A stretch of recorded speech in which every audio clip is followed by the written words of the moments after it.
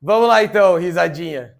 Tá? Pessoal, então, vamos começar então os nossos trabalhos aqui, dando uma sequência no que a gente viu na nossa aula de ontem. Ontem a gente começou falando sobre os grandes cientistas que a gente teve na referência da época dos gregos, tá? Inclusive, durante a aula eu comentei assim, cientista não, filósofo, tá?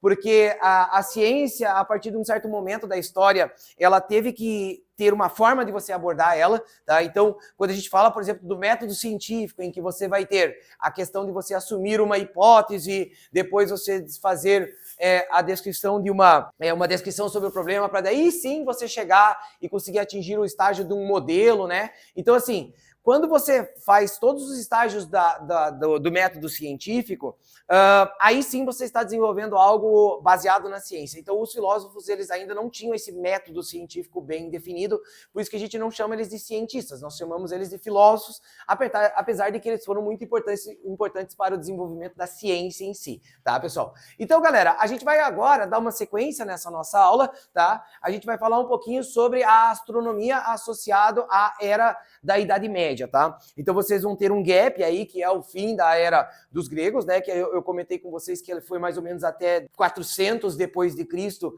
o pico da criatividade dos gregos, tá? Se vocês forem pegar o histórico da existência da civilização grega, ela é muito mais antiga, né, do que simplesmente 600 a.C., é muito antes de 600 a.C., tá? Mas a gente sabe que o pico da questão de produção intelectual, de produção tecnológica deles aconteceu entre 600 a.C. e 400 depois de Cristo. E aí, pessoal, a gente vai perceber que você tem um gap em que passa um certo período que você não tem uma referência muito grande, tá? Por exemplo, quando a gente fala sobre a astronomia na Idade Média, o primeiro carinha que vai aparece lá no ano de 1200. Então você pensa assim, tá, mas professor, o que aconteceu entre 400 e 1200? Entre 400 e 1200 é um período que a produtividade ela foi muito baixa, tá? Tentam se trazer diferentes justificativas para essa produtividade ter sido muito baixa, mas eu não vou aqui fazer uma discussão em cima dessa produtividade ter sido muito baixa, tá?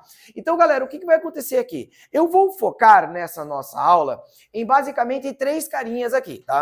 Eu sei que tem mais caras, eu poderia citar, por exemplo, o John Hollywood, o Nicolau Cusano, enfim, tem outros caras aqui que eu poderia citar, tá? Mas eu vou começar por um deles que é extremamente importante, que é o Nicolau Copérnico, tá? Então, eu poderia citar outros, mas vamos começar pelo Nicolau Copérnico. Então, vamos colocar aqui a questão da astronomia na Idade Média. Ok. Quando a gente fala da astronomia na Idade Média, pessoal, vamos dar o primeiro passo falando sobre o tal do Nicolau Copérnico, ok? As datas dele são de 1473 a 1543, ok? E, pessoal, qual que é a grande importância de Copérnico, assim? O que o Copérnico fez de muito importante, tá? O Copérnico, pessoal, ele pegou muitas referências dos gregos antigos, tá? Então a gente tem que entender que tudo que foi feito aqui, a galera que estava fazendo as pesquisas, eles revisaram as pesquisas realizadas pelos gregos, então eles tiveram contato com as literaturas gregas, com as informações que os gregos tinham, tá? E o Nicolau Copérnico, ele foi um cara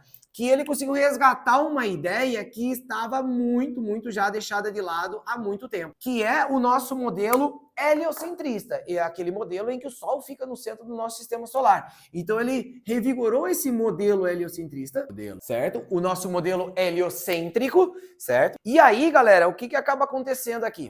Quando ele revigorou o modelo heliocêntrico, ele não revigorou o modelo heliocêntrico de qualquer forma. Ele simplesmente fez uma obra, ele fez um livro, né? E nesse livro ele tem muita descrição de observação astronômica. Então ele tem representações gráficas, ele tem justificativas teóricas nesse livro, e ele saiu pela Europa loqueando com esse livro embaixo do braço e botando palanque em praça e falando sobre esse assunto, certo? Então ele foi disseminando a ideia, que era a ideia do modelo heliocêntrico, né? E inclusive as ideias do Copérnico atingiu muitas mentes pensantes da Europa na época, né? O grande problema que o Copérnico teve foi que nessa época ainda existia muito fortemente a Inquisição, né? E a igreja, em um dado momento, chegou para ele e falou assim, viu, se ligue, ligado? Isso aí vai dar ruim pro teu lado, né? E ele continuou fazendo as divulgações dele, né?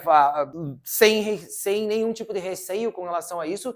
E ele acabou sendo morto pela Inquisição, tá? A Inquisição, né, matou ele, no fim das contas, né? Eu confesso pra vocês que eu não lembro, mas eu tenho quase certeza que ele foi enforcado, tá? E isso em virtude, né, dele ter batido muito de frente com a igreja naquela época, tá? Mas a ideia, a obra do Copérnico, ela acabou sendo uma obra que ela tem uma referência muito importante para os dias de hoje, porque foi o cara que falou, ó, gente, vamos pegar aquela ideia que já existia lá nos gregos, que é esse modelo heliocêntrico, o Sol fica no centro, na verdade. Então ele conseguiu revigorar essa ideia, beleza? Aí, na sequência, pessoal, nós vamos ter o tal do Tycho Brahe, tá? Certo? E eu também vou colocar já aqui o tal do Johannes Kepler. O Kepler, gente, ele é o meu favorito, tá, pessoal? Eu adoro a história do Kepler, certo? E a importância desses dois caras é muito grande, tá? Se você pegar a idade, por exemplo, do Kepler e do Tycho Brahe, tu vai ver que, inclusive, eles eram pessoas que se conheciam pessoalmente, tá? O Tycho Brahe, ele é de 1546 até 1600, 1546 até 1601, certo? E você vai ver que o Kepler é contemporâneo, ele é de 1571 até a data de 1630. Ok. E esses dois caras, eles têm uma história que envolve os dois, certo? Junto, tá? Existem algumas hipóteses que o Kepler tenha, de alguma forma, conseguido dados via Tycho Brahe, tá? O que acontece? Na época, os dados astronômicos, que eram os dados mais complicados de você conseguir descrever, eram os dados de Marte, tá? Marte era um planeta que, quando você tentava fazer a descrição da órbita dele, dava ruim, tá? Você tentava fazer a descrição da órbita dos outros planetas, dava círculozinhos bem bonitinhos no espaço. E aí, eu comentei com vocês que, lá no final da Era Grega, foi proposta aquela ideia dos epiciclos, em que você tinha um planeta fazendo uma órbita, mas ele realizando um ciclo em torno daquela órbita. E o que acontecia, pessoal? Na verdade, eles tentavam justificar o seguinte: quando você olhava a posição de um planeta no nosso céu, o planeta quase sempre fazia isso aqui, ó, pessoal. Você olhava, um dia ele estava aqui, depois outro dia ele estava aqui, depois estava aqui, depois estava aqui, e você via que ele fazia uma coisa desse estilo aqui. Você conseguia imaginar, já que pelas posições sequenciais dele, né, ele tem uma curvatura, que ele faria uma órbita numa tendência que seria algo circular, certo? Mas, pessoal, quando você vai tentar desenhar a órbita de Marte, Marte faz um negócio assim, ó, certo?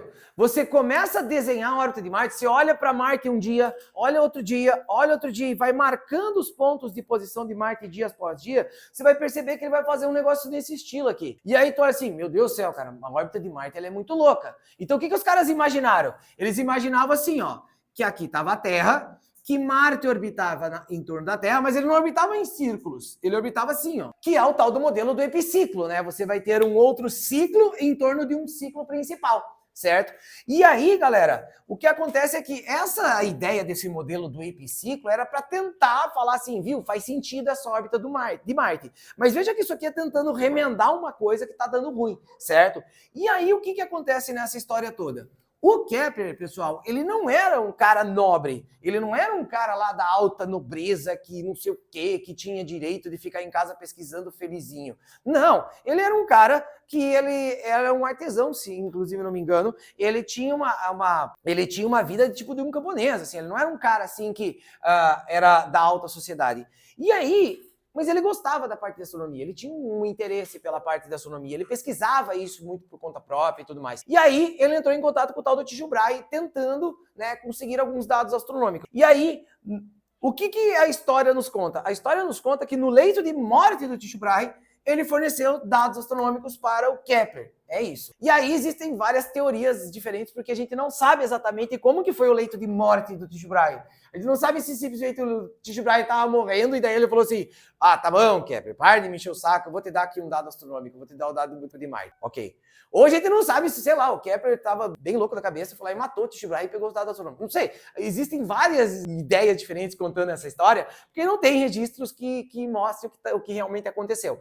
A gente sabe que Tycho Brahe forneceu dados astronômicos para Kepler e esses dados astronômicos eram de Marte. E o legal, pessoal, é que ele forneceu o dado astronômico que ele precisava para poder resolver o problema. Ele forneceu o dado astronômico de Marte, propondo aí, pensando assim, eu vou ferrar com esse cara, porque Marte que é a treta, ninguém consegue descrever Marte. Os outros até vai, a gente imagina órbitas circulares e fechou, certo?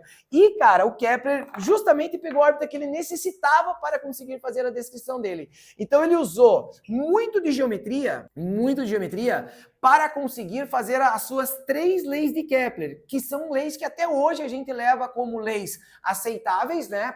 Tirando questões relativísticas, então assim, mas a gente consegue utilizar as leis de Kepler de uma forma legal, tá? Então a gente vai ter aqui o seguinte, as 3 leis de Kepler, que surgiram a partir principalmente do estudo de Marte, tá, pessoal? As 3 leis de Kepler serão leis já que a gente aceita como leis, você pode ver que aqui a gente já tá, né, colocando isso como lei, né? Quando eu falei sobre os gregos, não tinha as leis de Aristóteles, as leis, não, aqui a gente já aceita como uma lei física, porque a gente sabe que a descrição dele está correta. Ele não levou em consideração efeitos relativísticos propostos pelo Einstein, mas se você pega a proposta dele e insere a relatividade de Einstein, continua dando certo esse contexto. Então, pessoal, as leis de Kepler, né, que vão descrever a órbita dos planetas. Órbita dos planetas. Pessoal, Tycho Brahe, ele teve também a sua importância, ele teve também a sua contribuição, tá?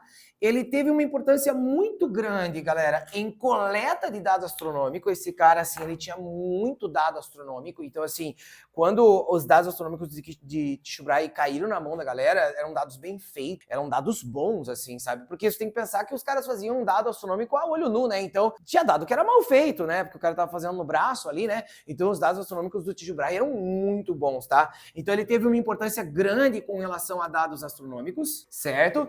E, pessoal, seguinte, eu confesso para vocês que eu não lembro aqui, mas ele teve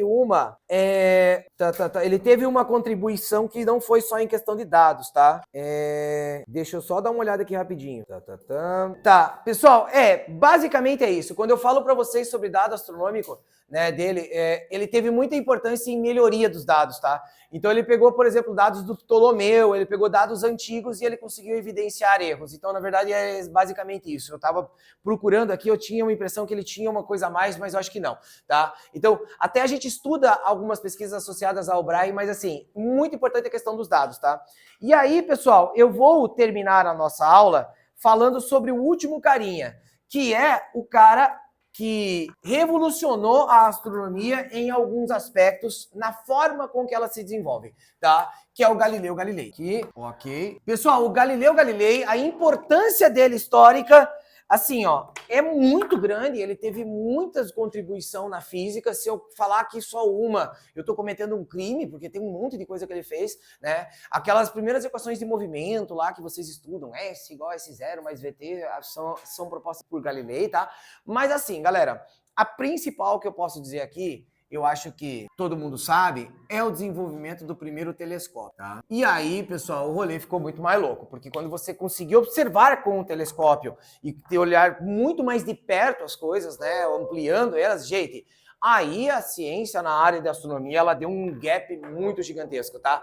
Então, assim, eu não vou dizer para vocês que o Galileu ele conseguiu tirar leis astronômicas extremamente revolucionárias. Não, não.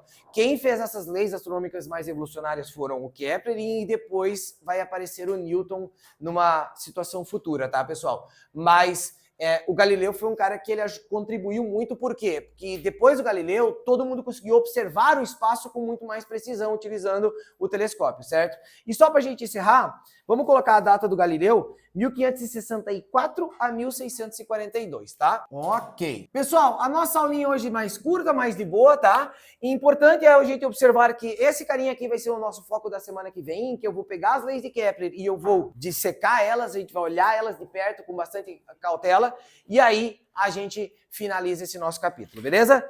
E é isso aí, pessoal. Forte abraço a todos, é nóis. Tchau, tchau quem tá assistindo. Valeu, até mais.